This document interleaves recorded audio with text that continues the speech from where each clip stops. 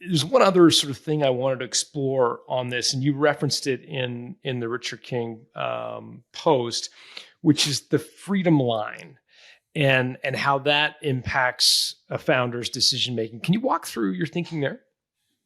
Yeah, I mean, the simple version is um, different levels of wealth mean different things.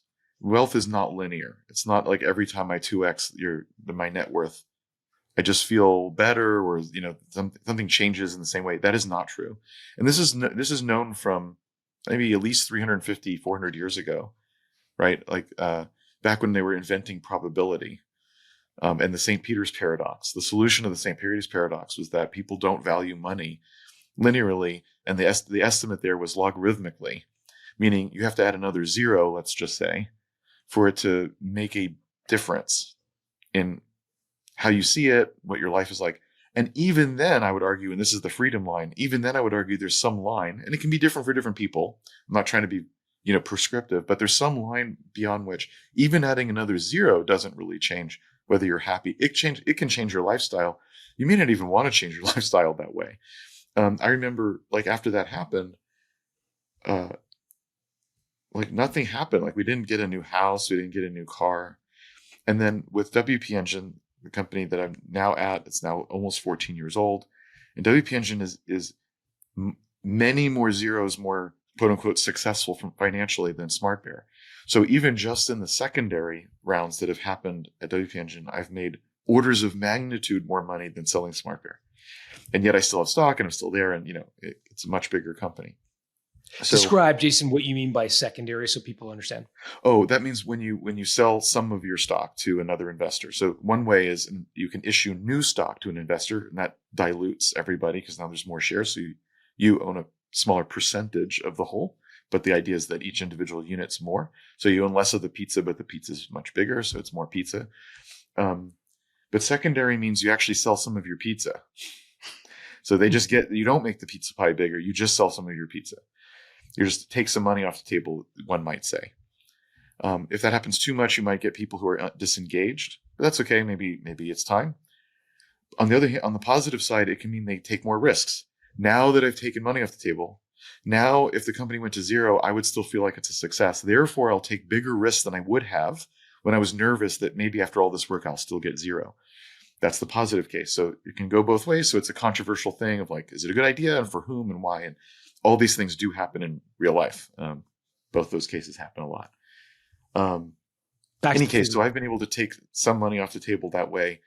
And even so, like, my car's 9 years old. I do need a new car, actually, but it's 9 years old. Like, obviously I'm running out, and that's just my personality. Other people, they do want to do that. So it's very personal, like what it is you want to do with money and what it means to you.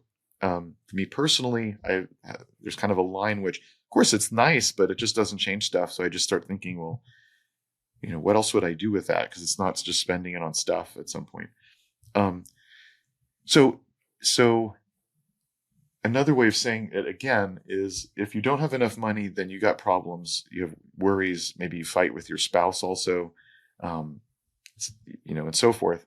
When you have sufficient money, there's a lot of those kinds of problems that go away. You don't have debt for anything. You're not struggling. If you're not struggling with that, then it doesn't matter when the spouse or you does this or that. You don't care as much. Of course, you can go overboard anyway, but perhaps it's not a cause of strife. Perhaps, and you can have a car that works and a house that's comfortable. You can have maybe clothes that you like and so forth. So there's this line where that's the case. And so if someone offers you enough money where you get past that line, that feels a lot more interesting to me anyway, of like, yeah, I think that might be a good idea to just go ahead and get over that line, because that changes life so much permanently. And of course, but what if the company's already throwing off $1 million a year in profit, and so you're kind of past that line anyway? So I'd say yes, exactly. The line is still the right metaphor. It's just that you're saying, since you're past it anyway, selling the company isn't your route to that. You already are there. Right. Okay. So then that means it's not a factor in selling. Good. That probably opens more options for what's possible, because, for example, you could do the thing where the employees run it, and maybe you're more willing to do that because, having already got past the line, you can entertain more kinds of ideas other than selling. On the other hand, at the time, I wasn't past the line, and SmartBear wasn't, maybe it would have, but anyway. And so even considering that at the time, I probably wouldn't have done it, although it's very unfair to my former self to guess what I would have thought. But I probably wouldn't, just because I wasn't past that line yet. So here I am, having been, 6 years in, gotten to this point. I can get over the line right now. Let's just roll the dice with a totally different model. And it could go to zero. Oh man, I don't know about that, right? So I still think this idea of where the line is useful. You also have to consider the line as real money in the bank. So you have to gross up taxes and stuff like that. And you have to be careful. A lot of people think, for example, that $5 million in the bank in America means you don't have to work again. False. Not just because of the taxes there, but when you look at the risk-free rate or risk-free rate versus inflation, you need a lot more than you think to do that. Especially, you could have a very sparse lifestyle like you had when you were 21, but if you meant you didn't want to work again and not live like you're 21, it's a lot more than you think. So I think people have to get a little more, when they figure out where that line is, you have to get a little bit more realistic about what that means. And I have seen people sell their business for, $1 to $5 to maybe even $10 million, thinking that would be the line. And of course, again, in any normal sort of human being looking at that, they'd say, you're telling me $5 million isn't good? Of course it is good. But it actually isn't that thing where you never work again. It is like a different lifestyle, and you can be comfortable. You can take some more risks on that next company. But if the next company doesn't work, yeah, you might have to get a job. So are you sure that's enough? So you have to be a little careful about the math. And what's your experience there around figuring out the math? I can hear a lot of people saying, "What do you mean you can't live comfortably for the rest of your life on $5 million? That sounds absurd." That's right. What's your thinking? What's the math? Go further there. Again, it's very personal what it is that you think, but one way to look at it is this: if you did get a job at your current, with what you're capable of making, which is a lot, because whatever your sort of specialty is, you now have this experience that's way ahead of that. So, is it a VP or a CTO or something? I don't mean at a larger company, right? Sure. What would it be exactly? So if you run 10 people, for example, a 10-person organization, as a founder, to me, that's much more interesting than being a manager at a bigger company, right? But to be fair, at a bigger company, 10 people is just a team. That's a director would have dozens of people. You're not even at a director level in terms of management. Now, of course, in terms of other experience and strategy and stuff, it's much more. But P.S., that's part of why you shouldn't go get a job at a big company, because they say, well, that's not, and of course, who cares? They just don't value you correctly, right? But to be fair, they can't, because whatever you're doing now, that's not helpful for them. They don't need that, Anyway, so the point is, you could say, all right, I should be making 200K, let's say, at a bigger company, because whatever. Okay, then surely you wouldn't want to sell your company and make less than 200K a year. Make less than just having a job. That doesn't seem like it makes any sense, regardless of your lifestyle. That just doesn't seem financially logical. To make now 200K is before taxes. Okay, fine. So let's forget taxes. So to get 200K a year, right now you can get 5%, but interest rates are fairly high. I know they were higher in the 80s, et cetera, but just lately this kind of high. And inflation also went up as that went up. So what's the delta? I don't know. So let's just say that you need to be making, you certainly can't make 10% a year. I'm trying to think with inflation. So if you even make 5% after inflation, that's actually kind of unbelievable. I don't think that exists. That's relatively fixed rate. I don't believe you that exists. Mm. It's more like 2 or 3 with inflation. So you have to gross up you have to divide 200,000 by 0.02.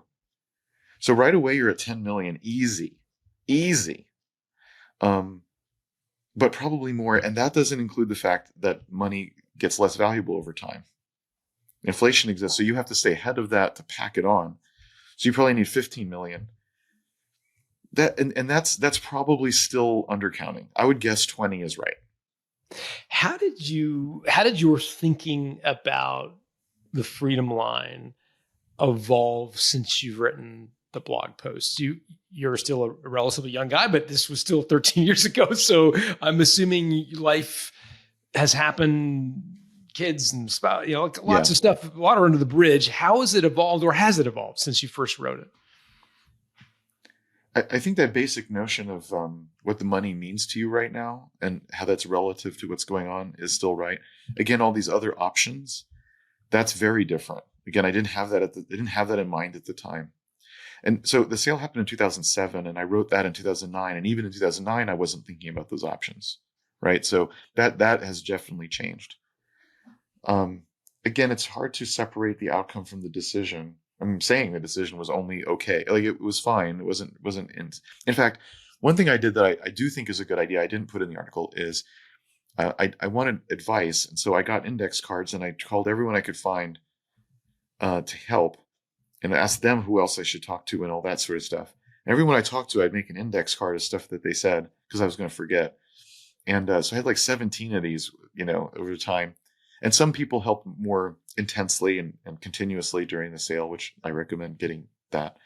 And others, it was just, most of them was one time, of course. That was a good idea. There was a lot of different perspectives around, is this a good idea or not? What happens?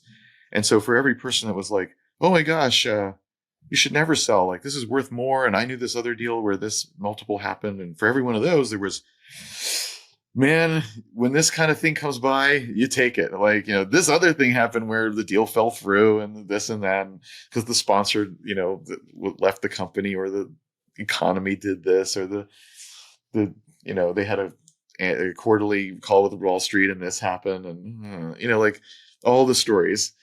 So you should take it. So it was, it's just true that there's high variance in these things, and usually they don't get done. That's all true. So as a reminder, that, like, it's not quite clear that changes your mind, because, like, so again, I think it comes back still to the same thing, which is, do you really want to be here? What are your options? And I do think that freedom line is useful to say, like, wait, would a sale dramatically change my life as opposed to just more money? Because the answer is no or yes, that might color your decision quite a bit.